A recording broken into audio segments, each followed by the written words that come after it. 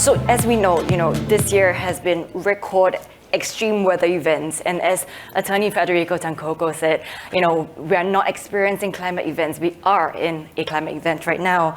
And with that, according to many sources, the kind of climate, water, and extreme weather-related event has cost trillions of dollars in economic losses from the last 30 decades, and this figure is really set to rise as well.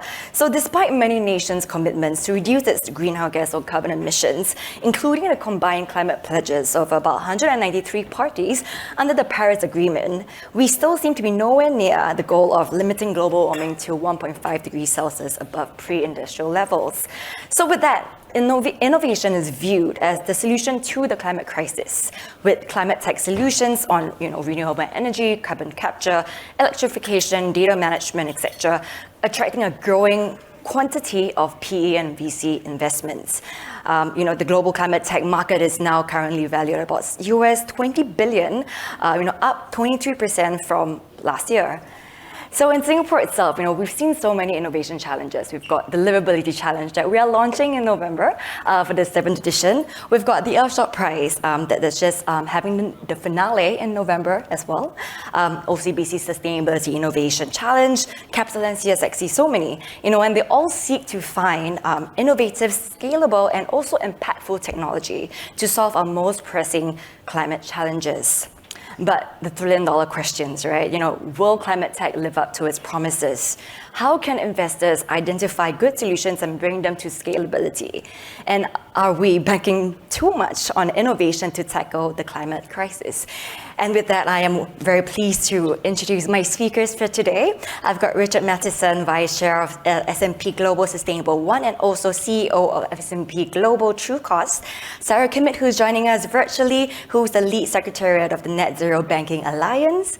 Sarah Craig, Head of Asia Pacific for the Earthshot Prize, and Heng Ding Law, Managing Director of Pollination. So with that, the audience, I would like you to do some homework once again. A poll will come up on the screen and also in the app that you have. And this will be a word cloud as follows these themes. And the question there is, what is one word you would use to describe the state of climate tech currently? The word cloud will be shown up, tech team, but I would also like our speakers to answer this question. Give me one word on the state of climate tech, and also a 30-second, we're going to follow Augustine's role here, 30 seconds as to why you think that is so. I'm going to start with Heng Ding. Thanks very much, Megan. Maybe one word, promising. Okay, good. Sarah, go on. Sarah. Oh, Sarah, sorry. I have two Sarahs today, so Sarah Craig. My word would be supercharged. Supercharged, good. And Richard, would you like to go next? Investable. Investable, good. And Sarah Kimmett, I know you're not on screen now, but I can see you. What's one word that you use to describe climate tech? Scalable. Scalable. That's all very good words, and I see the word cloud forming, and we'll put this up on screen again at the end of our conversation. Emerging is a very big one that's interesting as well. But with that, I'll take it to the first question properly for each of the speakers. I am going to go to Sarah Kimmett first, who's joining us virtually. And the question here as well is, how do you identify good climate innovations and then bring them to scalability? And for the Net Zero Banking Alliance, which you are lead secretary of, it aims to ensure that global banks take comprehensive climate actions across their portfolios. So with that, tell us how NZBA, if I may just abbreviate that, supports banks in assessing their portfolio's climate impact, but then also helps to identify opportunities to finance relevant climate tech solutions. Thanks. Thanks, Megan. I think we've got a little bit of a lag on the line. Well, banks are really assessing the climate impact of their portfolios by measuring the emissions of their clients and really attributing those proportionally to the bank for their lending and investment exposure. So there's quite a number of different ways that they're doing that. There is now coalescence around a standard called PCAF, which is the Partnership for Carbon Accounting Financials.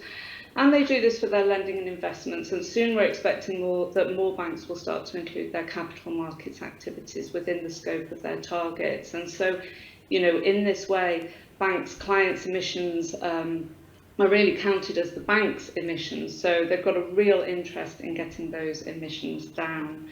And we know that, financing those climate tech solutions might not have an immediate impact on the numbers, on the financed emissions, but it is expected to do so over time. So within the Glasgow Finance Alliance for Net Zero, of which the Net Zero Banking Alliance is part, we're also looking at ways to measure banks' kind of expected contributions to emissions reductions as more of a leading indicator of time, but it's early days for that. And it's really important to develop these metrics in a really robust way so that there's credibility and not accusations of greenwashing. And so that's how we're doing that.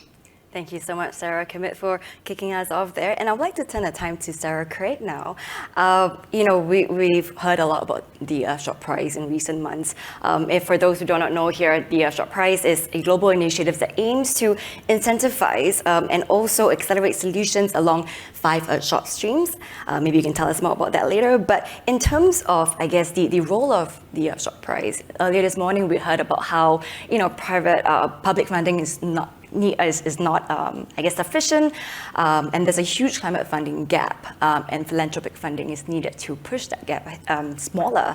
So tell us about the importance of initiatives like the Earthshot Prize and how they are key to developing and scaling climate tech innovation. Great, thank you, Megan, and great to be here. So the Earthshot Prize, not to mention another president, but it came from some of the inspiration came from JFK's moonshot speech, where he really used that speech to catalyze 400,000 scientists and engineers to get man on the moon. And using that same kind of inspiration and using the prize, we're really looking at how do we catalyze human capital and other types of capital and move them into the climate crisis. We're really looking at how do we scale those solutions to repair and replenish the planet. So one of those big things that we think that we help through the Earthshot is really by providing that inspiration. We need that kind of inspiration to really kind of catalyze action and get people to join climate tech startups to start their own, to really be part of this whole ecosystem. We also, as part of the prize, as Megan said, we have 5 different Earthshot Prize, and we give as grant funding £1 million to each of those winners. But we really work with all 15 of our finalists to try to kind of help them to scale. And we're really looking at that kind of funding gap, which we call the Valley of Death, which is really where you've got that pilot that we've tested, we've got it out of R&D phase, but how do we make it into the market? And lots of eco-innovations, lots of climate tech are really struggling with that gap. And so we're really trying to start to fill that gap. And we're really happy and excited to be working with amazing partners, particularly in the region like Temasek Trust and Temasek and Gen Zero, and lots of the amazing initiatives that were mentioned earlier this morning to really try to kind of build this whole ecosystem. And we're looking at that particular gap, but there's so many different organizations working in this space, like the Livability Challenge, where we're really building this pipeline right from the very beginning up into very investable climate tech and other eco-innovations. Thank you so much, Sarah Craig. And on the point of investable climate solutions, Richard, I wanted to turn to you next. I guess the question as well that I posed was, how do you identify good climate innovations, and what are the key factors that will determine whether climate tech will live up to its promises, including, perspectives on impact and scalability? Yeah, it's a great question. So it's a pleasure to be here today. I think that at S&P Global, we have, primarily we have data. So we've got about 700 billion data points on the physical impacts of climate change alone. We've got a lot of data on how we're observing transition, the energy transition in particular across the world, transition mobility, those types of information. And I think what I'd say is what we're observing, we have something called the Global Integrated Energy Model. This is built from observations from the wellhead, basically, from over 5,500 oil and gas and other energy companies, looking at the pace and nature of energy transition. And are we genuinely shifting to renewables or not? And what I would say is that our base case scenario would tell you that greenhouse gas emissions will fall by 25% by 2050, which isn't enough. That predicts a 2.4 warming degree pathway. But there are reasons to be optimistic. We're looking at huge increases in investment in renewables. In every one of our 5 scenarios that we have, I mentioned the base case, we have 5 scenarios, we forecast fossil fuel use dropping. By 2040, will not be the peak source of energy for the world. So peak demand for coal, oil, and natural gas will occur at or before 2040 under all of our scenarios, even the most pessimistic ones. So I think, just from an investment trend thesis, yes, 2040 is a long way out, but I think you can see that, according to the analysis that we have, even under our most pessimistic scenario, renewables really are the future. So I think it's a huge growth story. The reasons to be positive, I think, are that we're seeing really, on the ground, interesting elements happening. The price of solar PV has dropped from, a starting point of around 1,000 euros per megawatt hour to about 10 euros per megawatt hour. The critical thing about some of these elements, though, are you have to deploy them in the right situations. So, for example, put the panels where the sun is a favorite phrase of one of S&P Global's board members. He's involved in the green hydrogen industry. If you look at solar, in 6 hours, the world's deserts receive more energy from the sun than humans consume in a year. Part of the problem, though, is we put solar panels in places where there isn't a lot of sun. So we have actually incentives to put solar panels in places where there isn't a lot of sun. So we have to align the incentives, align things like public policy with where we need to deploy renewables. But promising elements on public policy, the Inflation Reduction Act in the United States, we've tracked private market capital flows associated with the IRA. And in the last 10 months alone, $100 billion has flowed towards renewables in 10 months. $100 billion. So, when you think about the ask of the Global South as part of the COP negotiations, it's about the same size. But in 10 months, that's the power of capital markets. So we're excited about renewables, I think, in particular, and clean technology in general. We're seeing real inflows, real capital inflows across the world to various different sectors. We're seeing cost curves come down. The Inflation Reduction Act has brought the green hydrogen cost curve forward about 5 years, according to our analysis. So really promising signs. Thank you so much for that, Ray.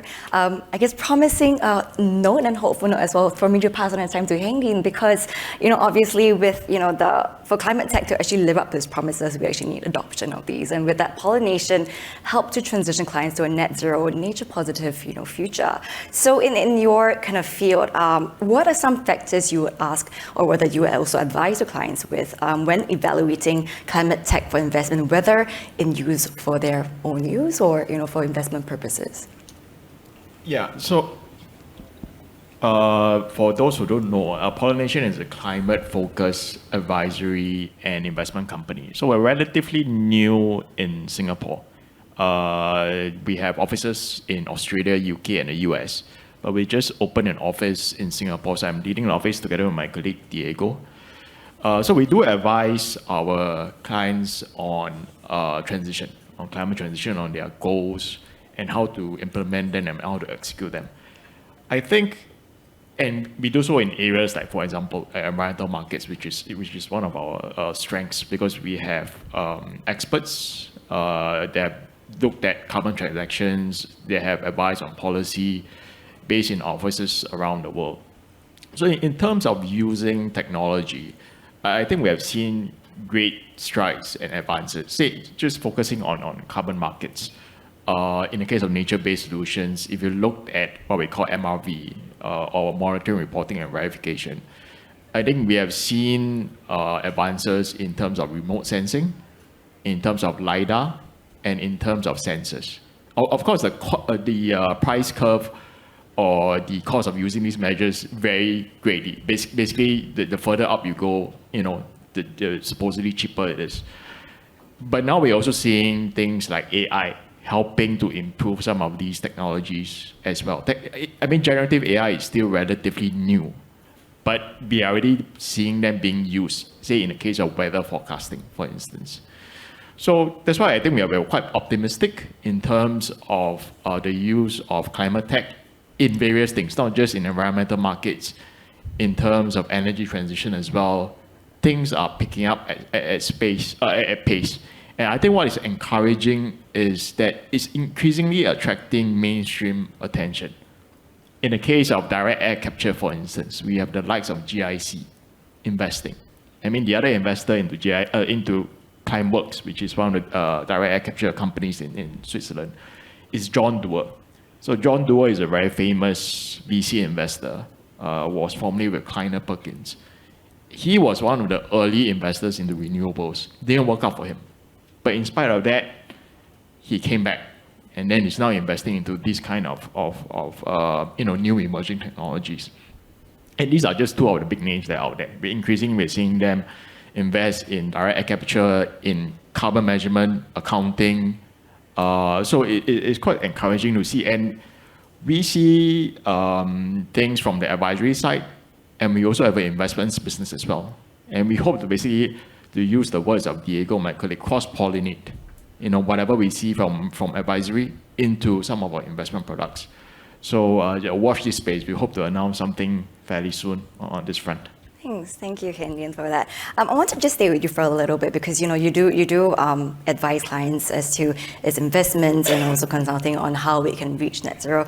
So, what has been a favorite go-to technology for companies in reaching that? I think one of the, there's the usual saying, right? If you cannot measure, you cannot manage. So I think the starting point is just figuring out what's your footprint. So I think carbon is obviously we have seen quite a few startups in this. I mean, Tyroscope from the previous session, I think is one example of that was set up by Olam. But I think the other thing that we're also increasingly seeing, because in the case of climate, you're seeing things like TCFD, for instance, that's driving some of these trends. But I think now the nature equivalent, which is TNFD, I think companies are now thinking about measuring their nature exposure as well. So you need to start with measuring where you are at, and then after that figure out where you want to go in terms of managing of risks. And I think for certain companies, I think then you have to start looking at whether there's opportunities, be it in terms of climate, in terms of nature. So I mean for us, we're very much plugged into the discussions of nature. We've been piloting some of the ideas from TNFD. We have colleagues who are sitting on the expert panel. So, we have to start somewhere. And probably the first step is just to figure out where companies are at this point in time. Yeah, no, that's a good point to raise up, Heng Dien. But with that, I know you mentioned nature quite a bit, and I know Richard has quite a keen interest in nature being a part of the TNFD as well. So with that, and Heng Dien, you also did say, if you can't measure, you can't manage as well. So tell us more about S&P's work and how it evaluates the ESG performance and climate risk mitigation potential of such climate tech companies. Yeah, so we do that in a number of ways. S&P Global is quite a diverse company. So we have the world's largest credit rating agency. We have a large data platform. We have a commodity markets unit, and we have an index business and a mobility business as well. So I mentioned the starting point for us is data. We gather data on tens of thousands of companies crossing public and private markets. We analyze that data and we use a number of different techniques to look at the credibility of various different claims and assessments. The critical thing is there are really sort of two components. One is sort of like a remote or hands-off kind of approach to assessing the credibility of climate technologies deployed by large companies in particular. The other is actually associated with financing. So the financing market for climate technology is growing really, really fast. If you think about green bonds, our predictions show that green bonds will reach about $1 trillion, which is about 15% of the bond market issuances this year. So it's not small, it's growing. And it's growing probably faster than most people would have predicted. But when you look at that market, you have to make sure that there is credibility associated with some of those claims and credibility associated with the financing, whether it's bonds or sustainability-linked loans and other vehicles.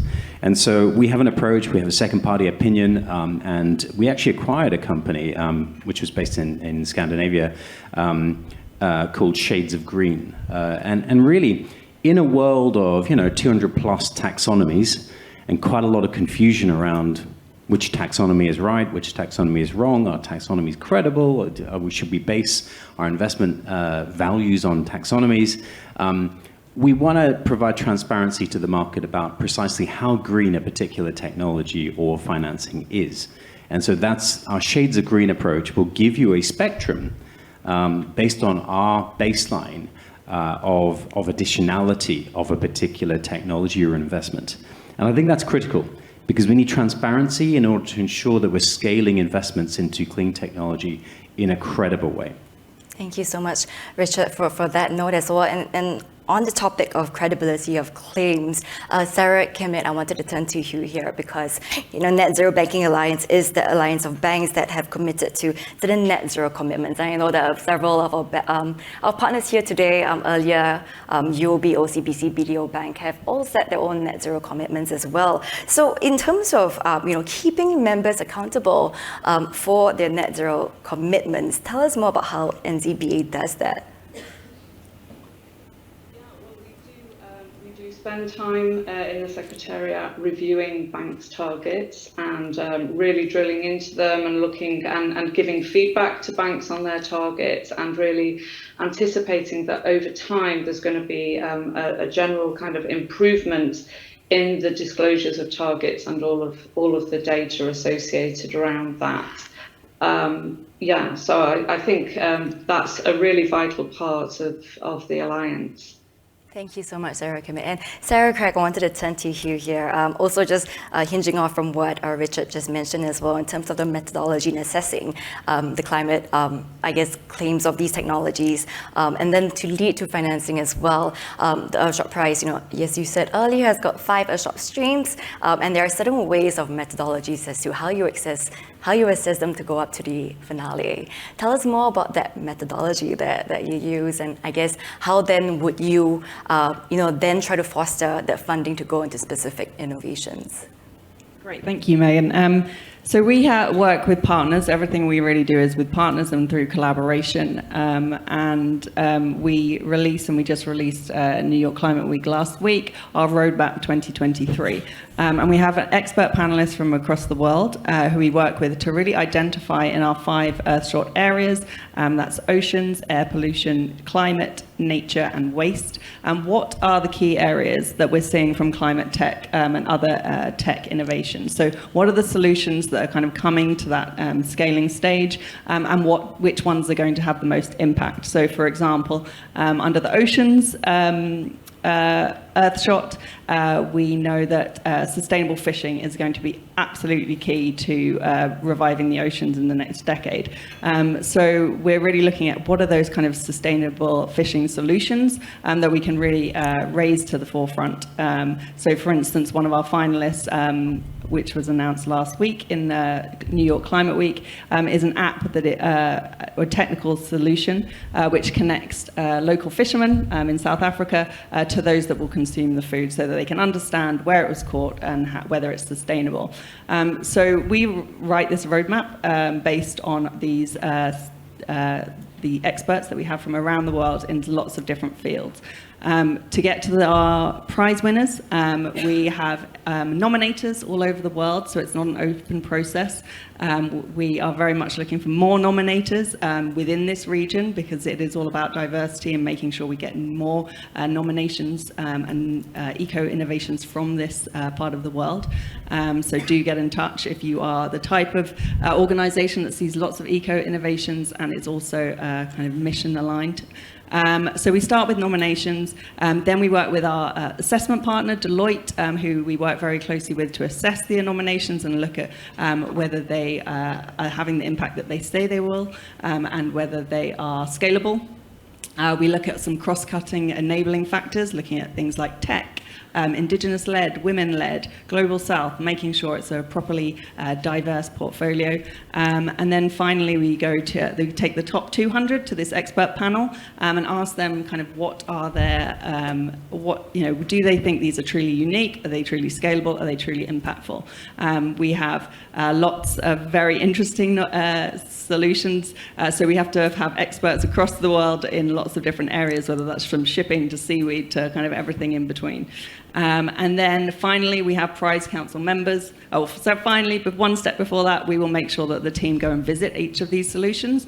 I think anyone who's invested in startups knows that it's really about the individuals, it's about the team. You need to go and really meet these people and have trust in them.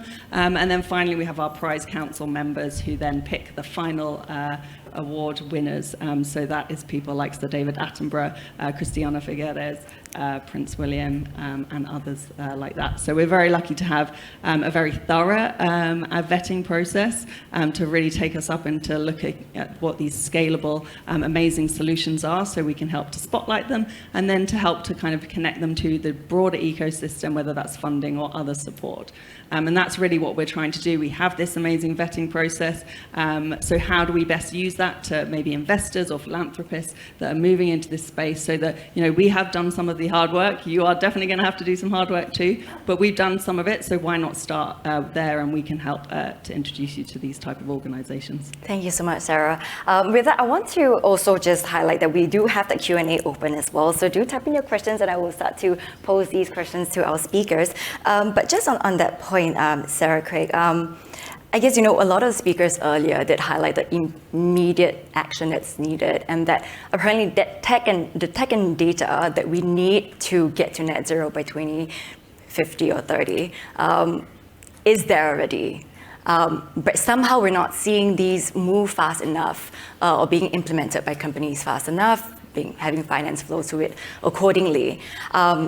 So what are your views on how we, how we need to bridge that gap with immediate effect? And then also, if you've seen any climate technology right now that exists that will make the greatest impact in the next 8 years, 7 years. Okay, I'd rather put on the spot there. Okay, so we fundamentally believe that the solutions are out there. That's the whole point of the prize. We don't believe we have a solutions problem. We believe we have a scaling problem, and that is why we set up the prize, to provide innovation, inspiration, to provide innovation, and to provide some funding too. But it's really all about bringing those networks and those collaborations together. I think, we're looking at such broad different topics, so we do cover kind of the different areas. We're also really making sure that we are working with solutions for smallholder farmers. So it's not necessarily these big solutions that can go into kind of big tech. It's more, how do we scale it in the places that need it most?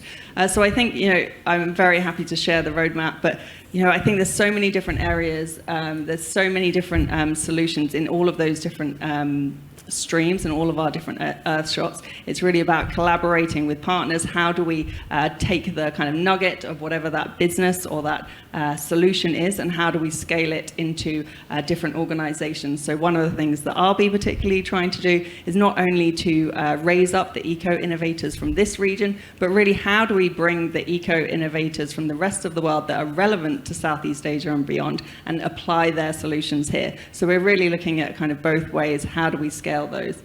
Thank you so much, Sarah. And Sarah Kim, I wanted to turn to you here.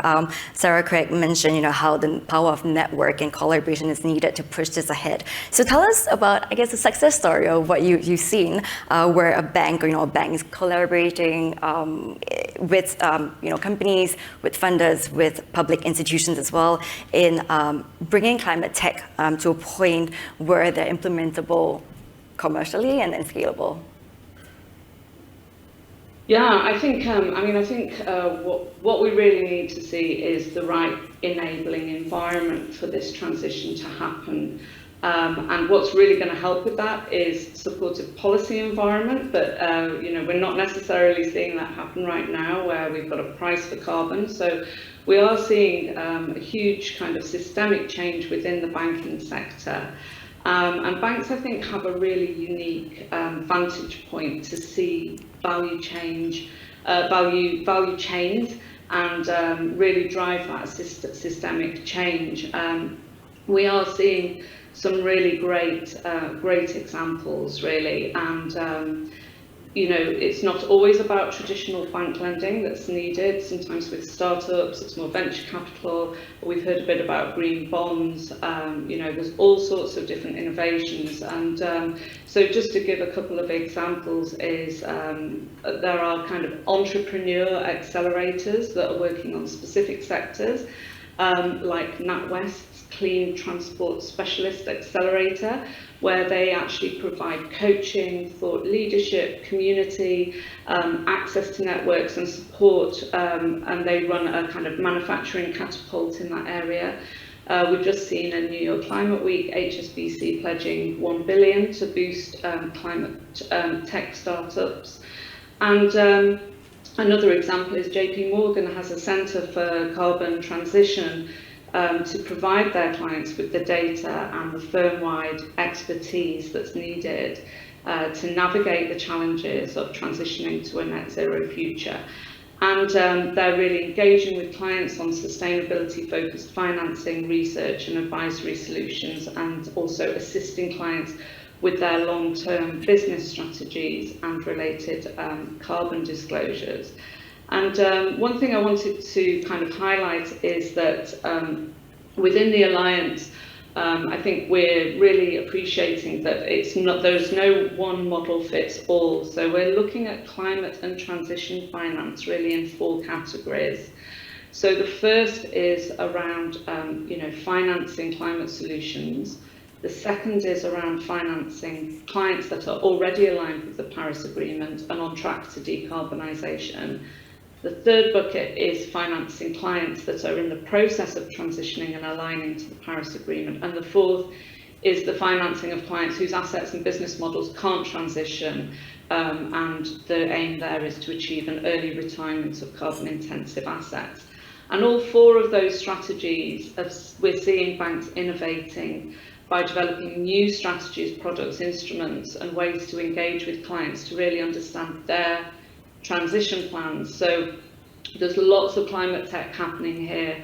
On the banking side, so we're seeing lots of new innovations around, for example, emissions data. We've heard from others about the importance of measuring that. We're just on the cusp of seeing great consolidation in the disclosure frameworks and developments in machine readable standardized disclosures. Things like that are really important. But then also on the real economy side, we're seeing massive innovation to drive and develop transition plans that work. So for all of those 4 categories, there are different strategies. So from venture capital for those climate solutions, through to the third category where we're really helping the major incumbents within industries to transition and get a handle on those pathways to net zero. And I just want to emphasize 2 points. So importantly, we're not relying on technologies that have not yet been proven. We just heard from our Earthshot Prize colleague that it's not necessarily a solution problem, it's a scalability problem. And we are able to limit global warming to 1.5 degrees with known technologies. It's a matter of scaling them at the pace that's needed, and that's really where the banking sector can be absolutely instrumental in driving that change. But we're also taking a precautionary approach to act with what we know now, and putting all of that effort into solutions. And it's really not a matter of either or, it's known solutions and innovations. Thank you so much, Sarah Kamit, for that. I wonder if any of the panelists here had any thoughts or I guess reaction to Sarah's point, that it's not a matter of there being not enough climate tech around or not quality climate tech, is more the scalability issue. Richard, do you want to go first? Sure. I think that's true. So if you look at, like in the United States, for example, solar and onshore wind are both well within the cost curve of coal, which was the cheapest fuel, right? So you don't really need to subsidize that. battery storage technology is not actually economically viable. Green hydrogen is not particularly economically viable without some kind of policy intervention, whether it's a carbon price that might affect the kind of fossil fuel-based energy production, or whether it's things like tax credits, which is what the Inflation Reduction Act is. So there is kind of need for kind of policy intervention, leveling of subsidies, increasing of subsidies in certain areas, or at least creating a level playing field, I think. So I think that's certainly true. Some climate technologies are just too early stage. And actually, carbon capture and storage is very problematic, I would say. I actually, last week in New York, I saw the CEO of Mitsubishi Heavy Industries basically say that, you know, certain plants they operate have 4 sources of emissions, and you have multiple points of risk in financing carbon capture and storage. So you have 4 sources of emissions from a plant, from the plant owner. You have to transport the CO2 somewhere, and then you have to put it underground. And so you potentially have 3 or 4 different points of risk associated with carbon capture and storage. So there are certain areas where the technology is available, but not able to be scaled because of the economics, and that does require intervention. And in some cases, we're better off going with things that are more economically viable than trying to find new areas. Thank you so much, Richard. I know we're running out of time, but I do want to take a question from the audience, and this one got the most thumbs up. So if you guys can also look, do you have any tips on how to assess the credibility of a company's climate tech claims as part of their decarbonization strategy? Does anyone want to go first and look in your faces to see who would take this? Richard, you're ready with the mic? Go ahead. Sure. Yeah. I mean, I think this is a great question. I think we do need to examine claims. You know, there are lots and lots of organizations that make claims, and there's a lot of you know, lofty goals basically. But you know, we need to examine transition plans. We need to examine net zero as a statement. We need to examine some climate technology claims. So I think actually there's a few things that's important in this context. You need standards around disclosure. So, for example, you know, we need to ensure that we have greenwashing standards around advertising. We need to ensure that we have enforcement of fund-level disclosure standards. You know, is my fund an ESG fund or a green fund? Well, let's back that up. Actually, let's make sure that that is actually true. We need to make sure that there's independent auditing, actually, of some of the claims. And when there's financing involved, there really should be second-party opinions on whether the money is actually going to something that is green, and also that is surveilled, as in, you know, you check later to make sure that when a bond is issued, has that organization disbursed capital in the way that it said it would. So I think there's multiple elements of shoring up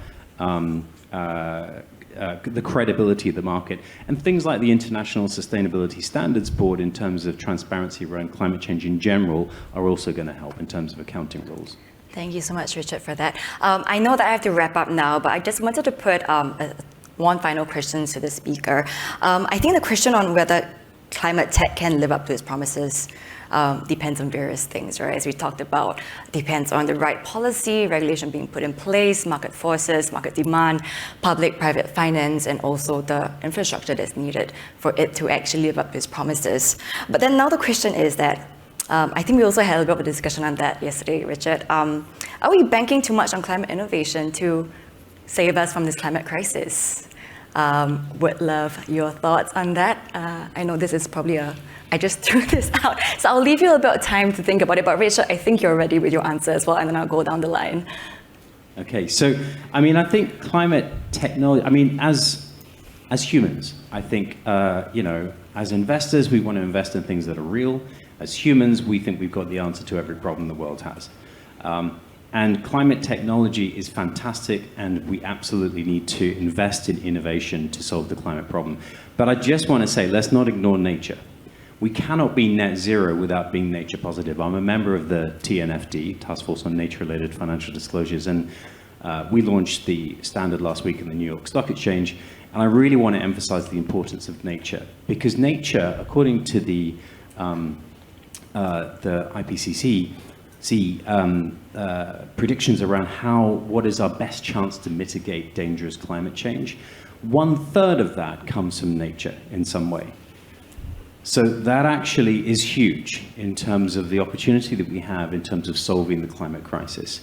And so I think let's not forget that, you know, natural assets, the debate around carbon markets on the last panel was incredibly important in the context of that. I think we really, really must remember that it's, yes, we can innovate with man-made technologies, but nature is also going to have to play a very significant role in addressing our climate crisis, as well as other things like water, circularity, and various other things that are critical topics.